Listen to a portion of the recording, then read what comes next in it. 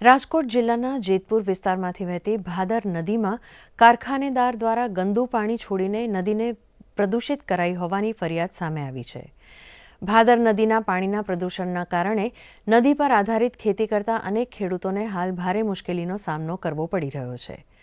જેતપુર ગ્રામ્ય વિસ્તારના ખેડૂતો દ્વારા ગુજરાત પ્રદૂષણ નિયંત્રણ બોર્ડ જીપીસીબીને રજૂઆત કરાતા બોર્ડના અધિકારીઓએ સ્થળ ઉપર પહોંચીને ભાદર નદીના પાણીના સેમ્પલ લઈને લેબોરેટરીમાં પરીક્ષણ માટે મોકલી તપાસ હાથ ધરી છે।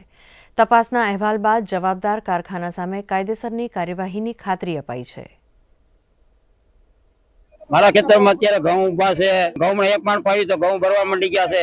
આ પીવા લાયક પાણી કે પાવા લાયક પાણી નથી કે નાવા લાયક। ફરિયાદ મળેલી હતી કે કેરાળી ગામના પુલ પાસેથી કલરવાળું પાણી જાય છે, તો તે નિમિત્તે અમે આ ફરિયાદ અટેન્ડ કરવા અહીંયા આવ્યા અને ગામ લોકોની હાજરીમાં અમે 2 સેમ્પલ કલેક્ટ કરેલ છે। આ જે પ્રોસેસ છે એ સરકારના કાયદા મુજબ કરેલી છે।